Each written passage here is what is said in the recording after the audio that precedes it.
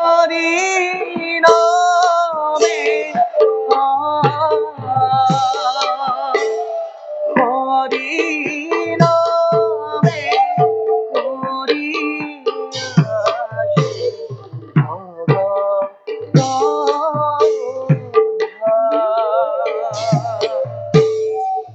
নারায়ণ নারায়ণ নারায়ণ। হে পরম করুণাময়ী জগৎ ইনিকে নরদয় হত সহস্র কোটি প্রণিপাত করিব গ্রহণ।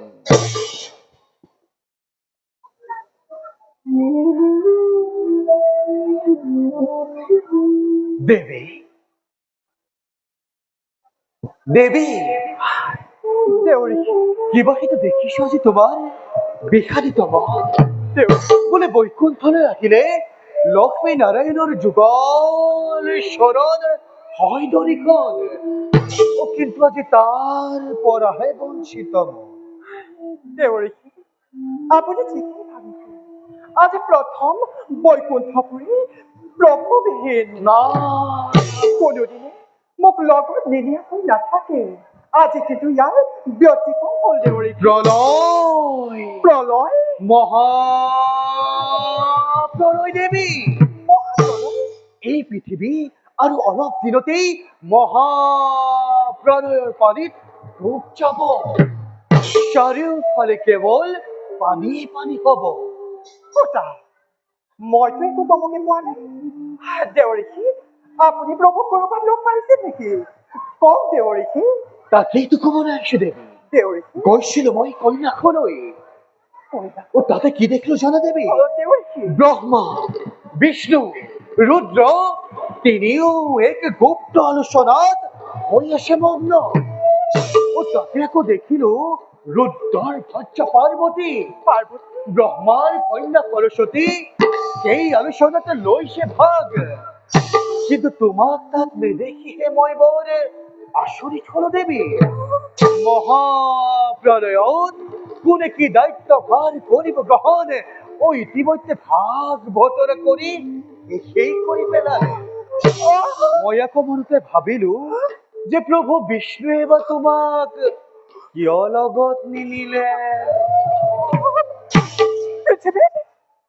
পৃথিৱীত মহাপ্ৰলয়ৰ সূচনা হ'ব।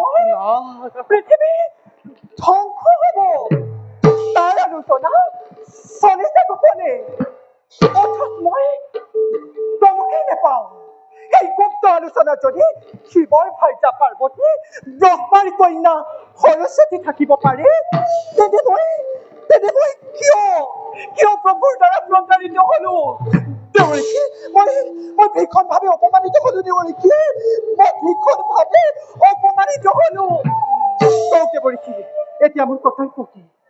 তাতোতকৈ ডাঙৰ কথা কি জানা দেৱী? দেৱৰীষি যিমানবোৰ আছে বেদ শাস্ত্ৰ সকলোকে সংৰক্ষণ কৰি ৰখাৰ দায়িত্ব অৰ্পণ কৰিছে কেৱল সৰস্বতী। আৰু জীৱ জন্তুৰ দায়িত্ব দিছে কেৱল পাৰ্বতী। এই দুইগৰাকীৰ মনত কি যে মহানন্দ। দেৱী যদি তুমিও তাত থাকিলাহেঁতেন তুমিও কিন্তু সেই আনন্দৰ ভাগ ল'ব পাৰিলাহেঁতেন। দেৱৰীষি নুশুনাব তেনেকুৱা গুপ্ত কাহিনী। মোৰ পৰা বাৰু প্ৰভু বিষ্ণুৱে এই কথা কিয় গোপনে ৰাখিলে? মই কি তেওঁৰ প্ৰতি নহয়? দেৱৰীষি নাৰী লাইছুময়ী নাৰী হাস্যময়ী। নাৰীয়ে সময়ত ধৰিব পাৰে ৰণ চন্দ্ৰমূৰ্তি। মোৰ অবিহনে কি প্ৰভুৱে সৃষ্টি ৰক্ষা কৰিব পাৰিব? মই ইয়াৰ ওপৰত প্ৰতিশোধ ল'ম দেৱৰীষি। নাৰায়ণ। কিন্তু দেৱী কিয় বাৰু প্ৰভু বিষ্ণুৱে তোমাক কৰি প্ৰত্যাখ্যান গুপুতে নতুন সৃষ্টিৰ মেলিছে পাতনি। সেই সৃষ্টিৰ পাতনি মই নিমিষতে ৰুদ্ধ কৰি দিম। প্ৰভুৱে বুজিব, লক্ষ্মীক অৱহেলাৰ কৰাৰ পৰিণাম কি ভীষণ হ'ব পাৰে। চাই থাকক দেৱৰীষি, আপোনাকে সাক্ষী কৰি, আপোনাকে সাক্ষাততে লৈ এক মহাপ্ৰলয়কাৰী দৈত্য কৰি স্বজন প্ৰভুৱে যি নতুন সৃষ্টিৰ অংকুৰণ কৰিব খুজিছে, তাক মই ধূলিৰ লগত উৰুৱাই দিম। চোৱা মৰ্ত্যৰ মানৱ, চোৱা স্বৰ্গৰ দেৱতা মণ্ডলী, চাই লোৱা পাতালৰ বাসুকী, নাৰীয়ে কিদৰে ল'ব পাৰে ভীষণ প্ৰতিশোধ, নাৰীয়ে কিদৰে ল'ব পাৰে ভীষণ প্ৰতিশোধ, নাৰীয়ে কিদৰে ল'ব পাৰে ভীষণ প্ৰতিশোধ। দেৱী, ধৈৰ্য ধৰা দেৱী, ধৈৰ্য ধৰা। তুমি এনে নিদাৰুণ প্ৰতিজ্ঞা কৰিবা বুলি মই ভবাই নাছিলো দেৱী। সেয়ে মই বিদায়হে মাগিছো। দেৱৰীষি, দেৱী, যোৱাৰ আগতে এটি কথা কৈছো আপোনাক। তুমি এনে নিদাৰুণ প্ৰতিজ্ঞা লৈ আগ নাবাঢ়িবা। মহাপ্ৰলয় কৰাৰ মুহূৰ্তত এনে এক নিদাৰুণ প্ৰতিজ্ঞা কৰি অন্য এক মহাপ্ৰলয়ৰ নকৰিবা ঘোষণা, যাৰ ফলত তুমি আৰু মই দুয়োকৈ মৰ্ত্যলৈ বহি পৰিম দেৱী। যাৰ ফলত তুমি আৰু মই দুয়োকৈ মৰ্ত্যলৈ বহি পৰিম দেৱী।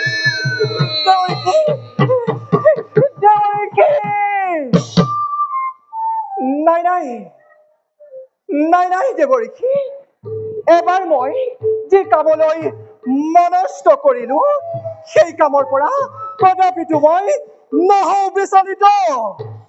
নাৰী হিংসাৰ পৰায়ণ প্ৰভু সমগ্ৰ সৃষ্টি মই ধ্বংস কৰিমেই কৰিম। প্ৰভু সমগ্ৰ সৃষ্টি মই ধ্বংস কৰিমেই কৰিম। প্ৰভু সমগ্ৰ সৃষ্টি মই ধ্বংস কৰিমেই কৰিম।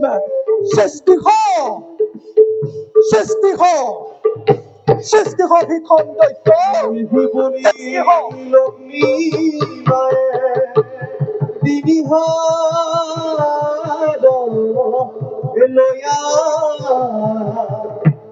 ভীষণ দৈত্য আজি স্ৰজনা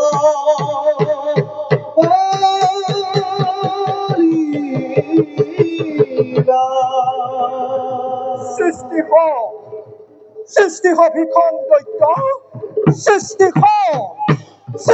ভীষণ দৈত্য, সৃষ্টি ভীষণ দৈত্য, সৃষ্টি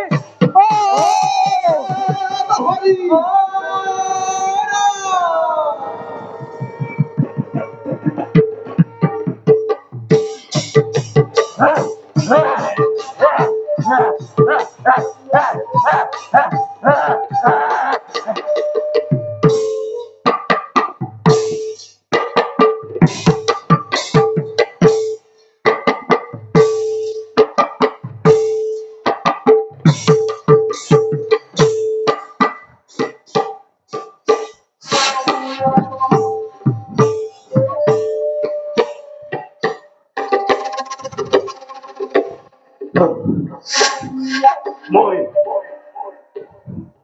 কোন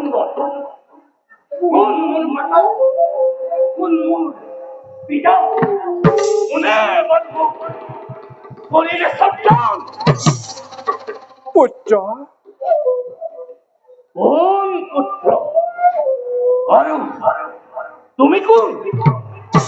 পুত্ৰ, মই তোমাৰ মাতৃ আৰু এই ত্ৰিজগতৰ মাতা হে মাতৃদেৱী মোৰ, কিয় মোক অকস্মাতে কৰিলে সন্তান? কি দায়িত্ব মই কৰিম সাধন? দৈত্য, মাতৃ তোক স্বজন কৰাৰ উদ্দেশ্য মোৰ মহান। মহান অলপ দিনৰ পাছতেই পৃথিৱীত মহাপ্ৰলয়ৰ সূচনা হ'ব। মহাপ্ৰলয় পুত্ৰ, অ মহাপ্ৰলয়। অ চাৰিওফালে পানী, কেৱল পানীহে থাকিব। চাৰিওফালে পানী হলে আমি থাকিম কেনেকৈ? পানীৰ মাজত আমি এইদৰে জীয়াই থাকিম? অসম্ভৱ, অসম্ভৱ মাতৃ। পুত্ৰ, মাতৃ মই তোক অ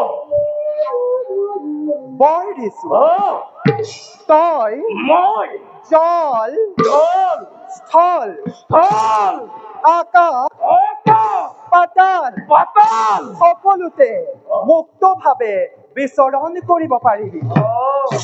তোক বিষ্ণুৰ সুদৰ্শন চক্ৰ, মহাদেৱৰ ত্ৰিশূলেও মৃত্যু নোৱাৰি ঘটাব। তোৰ সৰ্বশৰীৰময় বৰ্জময় কৰি দিব।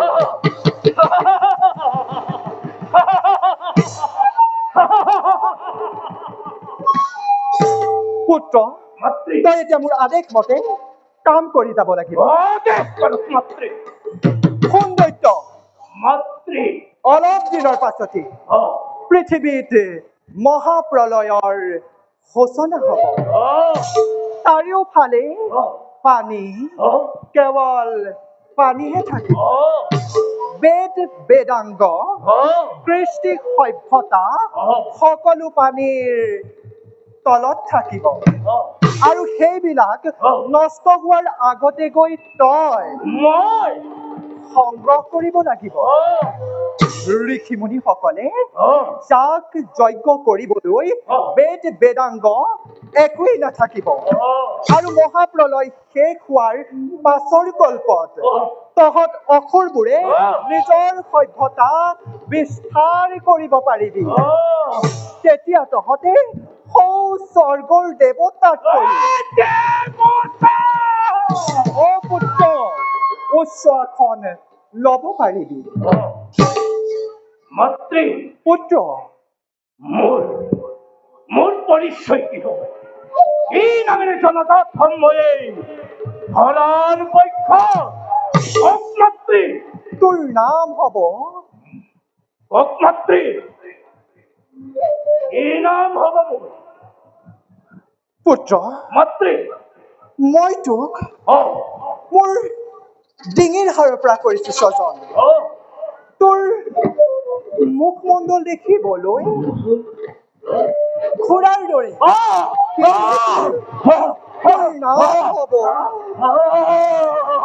তোৰ নাম হ'ব মোৰ নাম কি হ'ব?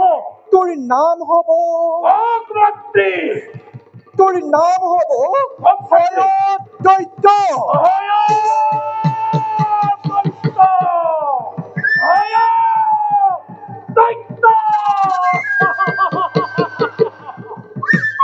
পুত্ৰ, ভয় দৈত্য নামে জনাজাত হবি তই। যা এতিয়া নিজ কৰ্তব্যত ধুমুহাৰ দৰে তই অগ্ৰসৰ। পুত্ৰ, মোক অমৰত্ব বল প্ৰদান কৰ।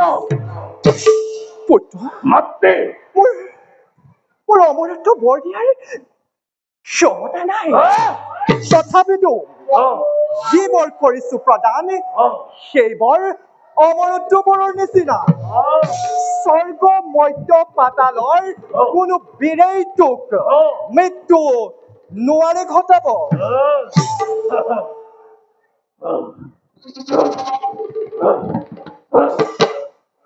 মাতৃ পুত্ৰ, মোক আৰু এটা বড়ো হৈ পৰিল।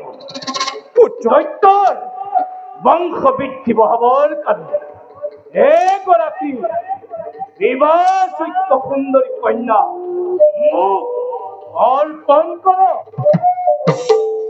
পুত্ৰ, মাতৃ তই ঠিকেই ভাবিছ। এই পৃথিৱীৰ ভিতৰত ব্ৰহ্মাৰ কন্যা সৰস্বতী, ব্ৰহ্মাৰ কন্যা সৰস্বতী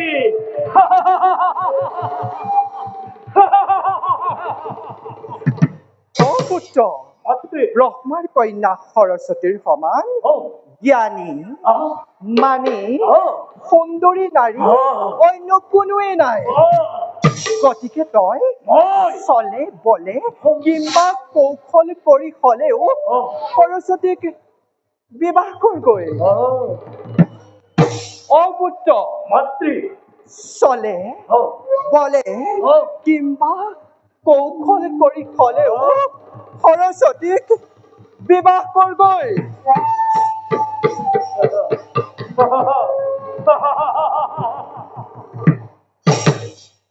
বিশ্ব ব্ৰহ্মাণ্ড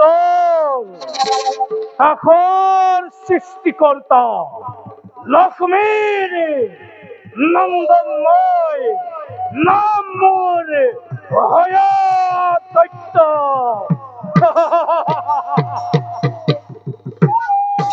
স্বৰ্গৰ দেবতা মৃত্যুৰ মানব পাতালৰ বা সুখী মোৰ নামত হব লাগিব ধৰা ধৰে কম্পমান